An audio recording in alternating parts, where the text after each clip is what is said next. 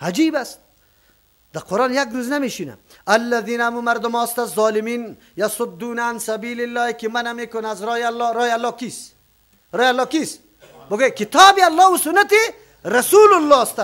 منع میکنه از قرآن کریم. در ترجمه نمیماند، میگه ترجمه را نکو گمراه میشی. ترجمه قرآن آدم گمراه میکنه چی؟ باز چی میگه؟ و یبغونها عوجا، طلب میکنه امیر راه الله را عوجا، کج و کوری را دیش پیدا میکنه، راه مستقیم میگیره، در نظر مردم کج و نمود میکنه، شک و شبهه را پرتافته است، وابیا است، مذهب قبول نداره، اولیاء را قبول نداره، خیرات قبول نداره. ما و شما داریم یا نداریم؟ ما قبول داریم. کی میگه قبول؟ چه قسم؟ هر چیز به خود معیار داره. بله تو را هم اگر متبع سنت رسول الله باشی من حیث یک مسلمانی گمان سرت داریم، اما اینطور نمیگیم که تو علی چیستی الله جور شده اینا حاجت های مردم دفع کنی. هر چیز برای خود معیار داره. اینطور نیست که ما ولی را الله جور کنیم، حاجت روا و مشکل کشا اولاد دادنی جور کنیم، شفا دهنده جور کنیم. هر چیز به خود معیار داره. پیغمبر در مرتبه پیغمبری، صحابی در مرتبه صحابی، ولی در مرتبه ولایت است. شما خو ولی را از الله کدام بالا برده؟ رحم الله را سر خود کم میدانی که الله ما را نمیپذیره، گناهگار هستیم. رحم ولی را سر خود چی میدانی؟ زیاد میدانی. خیر، خلاف قرآن کردی یا موافق قرآن؟ قرآن که میگه الرحمن، بزرگترین مهربان الله است. تو میگی نه الله بزرگ مهربان نیست، این ولی بزرگ مهربان است. خیر کدام دین است؟ یبغونها عوجا، طلب میکنه راه مستقیمه، کجی و کوری را دیش انواع شبهات و شکوکات آورده رئیس. چقدر براتون گفته شده؟ شما را به الله قسم کدام روز ما شما را دعوت دادیم که بیای وهابی شوی؟ هیچ وهابیت یک فرقه نیست. کجا هستم؟ ما ندیدیم شه. اگر این عمل کردی ما را شما وهابیت میگی، کتابیداری سنت رسول الله صلی الله علیه و سلم این شما وهابیت میگی. ما ایران ماندیم دعوت به سوی توحید وهابیت میگی. این خود دیس اصل دین است. اما این مردم میفهمن، اونجا میفهمه که در ترجمه قرآن نشست، قرآن خیره بیدار میسازه، رو روش برش نشان میده. مردم ها را در تاریکی نگاه کرد، دکانداری خود پیش برده رایسته. و هم بالاخره هم کافرون، یا با آخرت هم منکر هستند. نعوذ بالله. نمیفهمه که در آخرت چی میگه. یکی آمده بود در ترجمه ما که پس رفته بود گفت من خبر شدم که در ترجمه فلانی رفتی، در روز قیامت در دل خود نمیگیرم تا. اوه در روز قیامت در دل خود نمیگیرم. نه از امیال دعوای تیکه جنت دارد. یک اسقف کلیسا، پاپی کلیسا و این آدم چی فرق داره؟ پاپی کلیسا امی دعوا داره و مردم خط میدادن چی را؟ بگوی جنت. یا ما موتور هستن. اولئک لم یکونوا معجزین، این مردمان نیستند که عاجز کننده الله متعال که از پیش الله خود خلاص کنه، خطا کنه. فی الارض، در روی زمین. و ما کان لهم من دون الله، نیست برای از یا بغیر از الله من اولیاء، کسی پشتیوان دوست داشتنی که سر از یاد چی حمایه از یاره بکنه. یضاعف لهم العذاب، دوچند کرده میشه، چند کرده میشه برایشان عذاب. چرا که هم خود رای حقیقت ترک کردن، دشمنی کردن، هم دیگران را نگذاشتن که در راه دین میرفتن. ما کان یستطیعون، نبودن که توانایی می داشتن از سمع، از شنیدن. و ما کان یبصرون، نبودن که می دیدن حقیقت. بله کسایی که ضد و عناد داره، سخن توحید سرش سخت میخوره، میتونه شیشته. در ترجمه قرآن وقتی که بیان توحید میشه آتش در جانش بل میشه. برو بخیر. توان نداره. توان چرا؟ قطع توحید نفرت داره. دو برای هدایت انسان است. یا از کسی بشنوی حقیقت، گوش برش بگذاری، بعد از او تعامل بکنی، رای حقیقت پیدا بکنی، یا با چشم سری خود حقیقت ها را ببینی. همیالی ببینه دمی کابل همی مردم ها اگر الله برش گوش داده، چشم داده، ببینه دمو مسجدی که یک نفر از اهل سلف است، به منهج سلف روان است، امور مقایسه کنه با دیگران، نمازش، حرکتش، پابندیش، تابعداری سنتش، اخلاقش، یک کمی خو مقایسه کنه.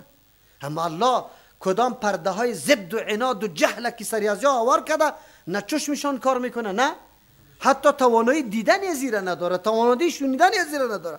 اولئک الذین خسروا، این همی مردم هستند که تاوانی شدن، در تاوان انداختن انفسهم، نفسای خود سخت در تاوان انداختن. چرا؟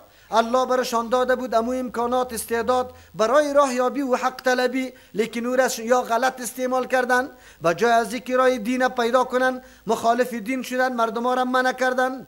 و ضل عنهم کدام آرزوها یا امیدایی که داشتن، امیدای دروغ چی بود؟ که ما عالی میریم اولیا را خدمت میکنیم، بازی یک چاره ما را میکنه. الله میگه و ضل گم شدن هم از یا ما آن چیزی را کانو که بودن یفترون خود جور کرده بودن برای خود بسیار گپا و خیالات جور کرده بود. میگه ما که احترامی از یا را داریم یا اولیاء الله است، باز ما را چی میکنه؟ خلاص میکنه از الله متعال. الله متعال میگه نه، تو عبادتی بنده مرا بکو باز بعد از اون خلاص کنم در روز قیامت. در ریا چطور است؟ در ریا چطور است؟ کسی که خودنمایی کرده، نعوذ بالله، الله متعال میگه برای کسی که خودنمایی کرده بوده امو پیششان جزا را طلب کنه، بدل و عوض طلب کنه، که آیا پیششان بدل است؟ میتونه براتون بدل داده یا نمیتونه؟ لا جرم خامخا انهم فی الاخرتی، مردم در آخرت هم الاخسرون، این همی تاوانی است، دیگه مردم تاوانی نیست. بزرگترین تاوانی همون مردم است که خودم باختن، مانع دیگران شدن از حقیقت طلب کردن و از دین فهمیدن. این بسیار سخت تاوان است که هم باری خوده و هم باری چی را دیگران هم سری خود بار کده رایستی. ان الذين بالمقابل، یقینا کسانی که آمن و ایمان آوردن درجه به درجه سعی که یکی بالای دیگه مرتب میشه به تقاضای ایمان، و عمل الصالحات، عمل درست مسلسل انجام دادن. دو و اخبتوا الی ربهم، مکمل منقاد و تابعدار شدن به سوی پروردگار خود، هر فرمان الله را به سر و چشم قبول کردن، پذیرفتن. اولئک، اینمی مردم که سه صفت داره، اصحاب الجنه یا ملازمین جنت است، هم فیها خالدون، یا همیشه در جنت هستند. اول عقیده ایمان سرچشمه اعمال است، عمل زایده ایمان و عقیده است. کدام فکری که داری اما قسم عمل هم از تو دیده میشه. عمل که آمد ام عقیده داری ام عمل، آل دیگه مکمل تسلیمی کستی؟ فرمان الله. اخبات عاجزی را میگه، اخبات محبت را میگه، اخبات انقیاد و تابیداری را میگه. اینجا انقیاد و تابیداری و اخبتو تسلیم کردن، منقاد شدن الی ربهم، به سوی پروردگار خود، فقط گوش به فرمان که فرمان الله چی میرسه همون کار انجام داد. اینمی مردم صاحبای جنت است. مثل الفریقین کلاعما، مثال هر دو جماعت، یک جماعتی که راه الله را بند میکنه خودم پشتش نگشت، و یک جماعتی دیگه که ایمان آورده عمل صالح انجام داده و خود به الله احکام الله تسلیم کرده. مثال هر دو فریق کالاعما والاصم والبصیر والسمیع، بمثل کورس والاسم کرس والبصیر بیناس والسمیع شنواس. دو آدم است، یکیش هم بیناس هم شنواس، گوش هم داره سخنها را میشنوه، چشم هم داره راه را دیده میتونه. یک آدم دیگه ما در ذات در دنیا آمده، روشنی دنیا را هم ندیده، ایج نظاره دنیا را نکرده، حتی نشنیدم کرس بیچاره که چی برش گفته شوه. هر دو انسان با هم برابر است. شخصی که یک دم در دنیا چشم گوشیده، انواع نشانه های قدرت الله را مشاهده کرده، رقم زیبایی های طبیعت دیده که چه قسم حالت است، و گپا را شنیده رقم. یک آدم دیگه نشنیده و ندیده، هر دو با هم برابر است. الله متعال مثال مؤمن و کافر همینطور میگه. مؤمن او کسی است که بیناست اما حقایق دیده و شنیده. چرا؟ قرآن تمام حقیقت ها را بیان کرد، شخصیت خودش را برش شناخت، چیسته معرفی کرد، مسئولیتش معرفی کرد، از کجا آمده کجا میری را کلش شناخته. و یک آدم هیچ چیز نشنیده، کل است، هیچ. هل یستویان مثلا، آیا هر دویشان به حیثیت مثال برابر هستند؟ کلا، قطعا برابر نیستند، هیچ کس نمیگه. افلا تذکرون، افلا تذکرون، آیا شما نصیحت نمیگیری از این فرق؟ چرا خدا کر و کور میسازی؟ الله خو براتون داده، امی اسباب و وسایل داده که شما تأمل بکنی، ببینی حقیقت ها را، بشنوی گپا را، بعد از او رایتان انتخاب بکنی. همینطور نکنی که نه ما کار نداریم. مردم ما همینطور است، برش ترجمه قرآن شروع میکنی میگه ما کار نداریم. افسوس است، برای متاع دنیا اولادت 3 تیم در انگلیسی روان میکنی به خاطر که یک زبان یاد بگیره. خو غم آخرت تا نخوردی، 1 ساعت برای قرآن ننشستی، در روز قیامت الله برات از پیش سوال نمیکنه، حجت سرت قایم نشده. این کتاب برای کی آمده بود؟ این کتاب برای کیست؟ این کتاب برای مرداست؟ ده اسقاط مانده شوه یا پس از او جمعه شروع شوه. اول مردکر سوال که قرآن قبول داشت یا نه؟ اگر این قرآن محبت می داشت 1 ساعت ده 1 روز می رفت ده قرآن ده درسش می شیشت. حالی تو پشتی سرش هر آیت که خوانده شما ملائک ده کی آیتش شنیدی یا نه؟ معنیش فهمیدی یا نه؟ ده یا ختمه را زیاد میکنه که خب لطی زیاد بخوره، لطی زیاد بخوره. همونطور است. ولقد ارسلنا نوحا الى قومه اول داستان است. اینجا برای ما واضح میشه که شیوه تبلیغ، حوصله مندی نوح علیه السلام، مردم چی اعتراض داره، چی انتقاد داره، چی میگه. مخالفین، اول مردم مخالفین کیست؟ این حالات سابقه را امروز قطش با هم چی بکنه؟ بالکل موازنه بکنه. دیروز امروز است، کاری دیروز امروز انجام داده میشه، خود میبینه. اینه میگه پاس کی مخالفت میکنه، چرا مخالفت میکنه. ولقد ارسلنا نوحا یقینا روان کردیم نوح علیه السلام الى قومه بسوی قومش انی لکم نذیر مبین. نوح علیه السلام بیان کرد برای قوم خود یقینا ما برای منفعت شما، برای مصلحت شما یا برای شما نذیر بیم دهنده هستم با کمال دلسوزی و شفقت، مبین و ناشکارا بیانا میکنم. پرت و پرده نیسته، لباسای دیگر نپوشیدم که خودم معرفی کنم، نه، بنگی بر اعلی منهجم معلوم است. اینی طور گپ است. کدام گپ است؟ در کل گپایش اول گپ الله تعبدوا الا الله، عبادت نکنه بجز از یک الله، کسی دیگر عبادت نکنه.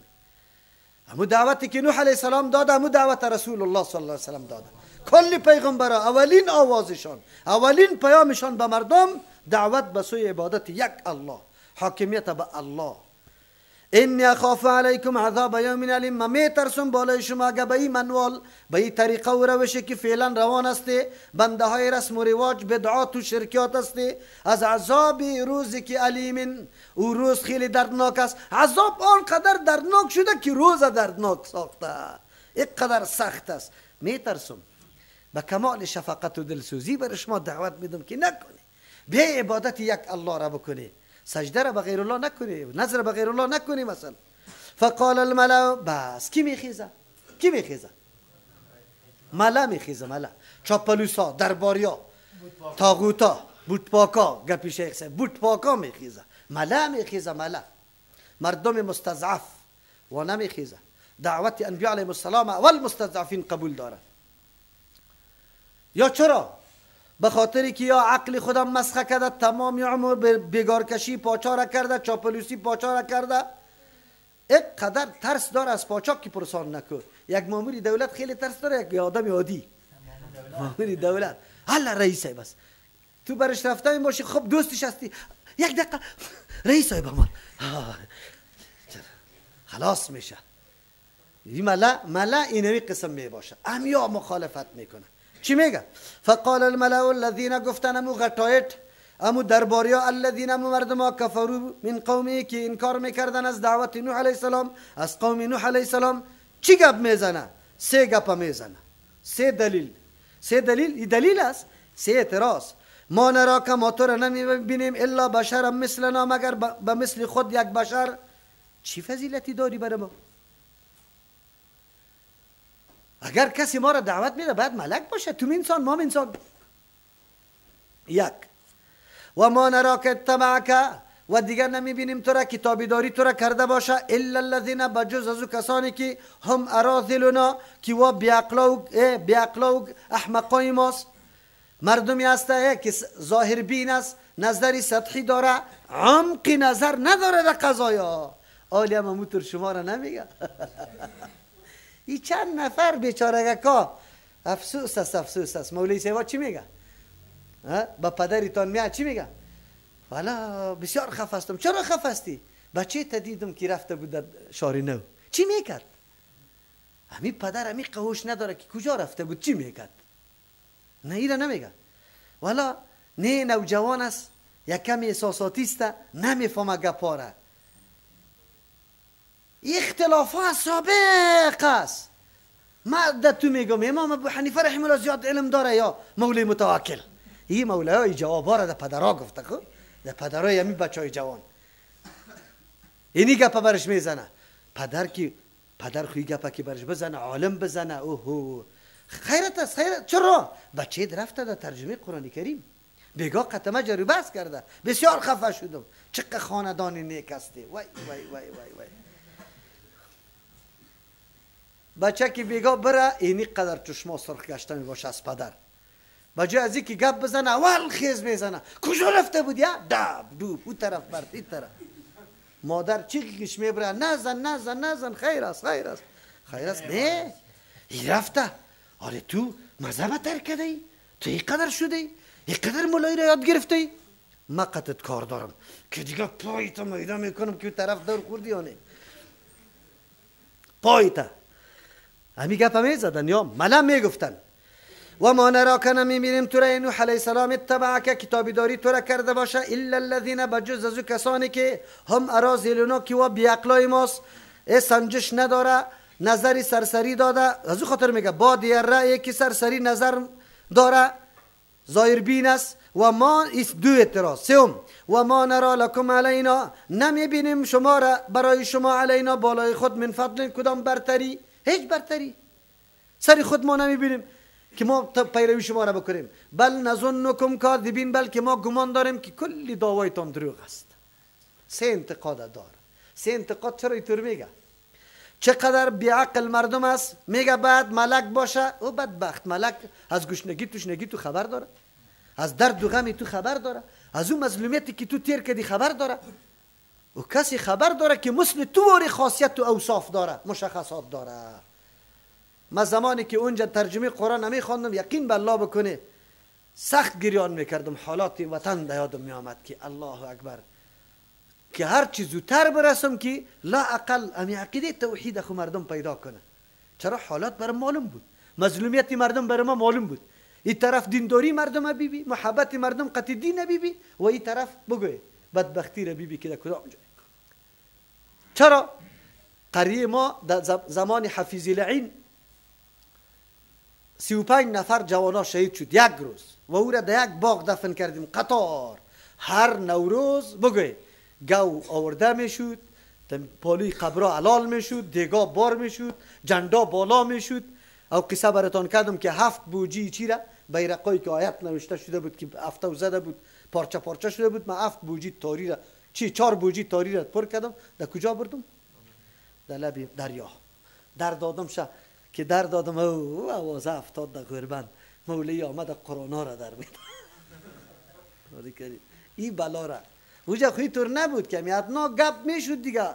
هیاهوی بود. یک مولوی سبالی بسیار خوب الحمدلله محکم سلفیسته. او آمده برای من میگه مولوی سب کسی آمده بود اوجا برای ما که تو پیغمبر قبول نداری. اینی طور گپا که براتان گفته شد باز درد دلتان معلوم میشه. خب بان که کم شما کم کم دردا را ببینی. خوی دردا خوب است. این دردا به خاطر خوب است. آیات قرآن تا که این معاملات نخیزه آیات قرآن آدم نمیفهمه. میفهمه تفسیر نمیفهمی. باز یک کدام تکلیفی را که انبیاء علیهم السلام در راه دعوت تیر کرده تا که اینی گپا نشوه انسان حقیقت اونمو تکالیف درک کرده نمیتونه. این گپا بسیار خوب است. انسان بالکل همین مزید دین هم دی نمیسته. بان که یک کمی تکلیف ببینی یک سند خو برات جور شوه. اینطور خام نمیشه. 3 نکته را چقدر احمق بودن. میگه ملک بیا. خو ملک یک.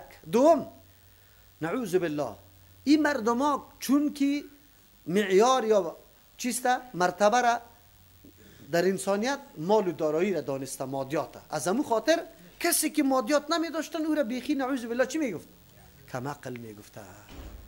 اینه سرسری نظر والا امی مردم ها را. حالان که بهترین کسانی که وا یقینا امی ذهنشان روشن است و در کلی خود نعوذ بالله تعصبات و زدبازی را نداره. اولین طبقه مردمی که دعوت انبیاء علیهم السلام میپذیره امی مردم است. نه محبت دنیا حائل است در پیش نظرشان، نه ضد و عناد، و یکی ذهن منقادم داره. امیالی تابعدارای امی حرکت توحید کیست؟ اکثر چیست؟ جواناست. چرا؟ یا مراحل چی را تیر نکرده، تعصب و زدبازی را.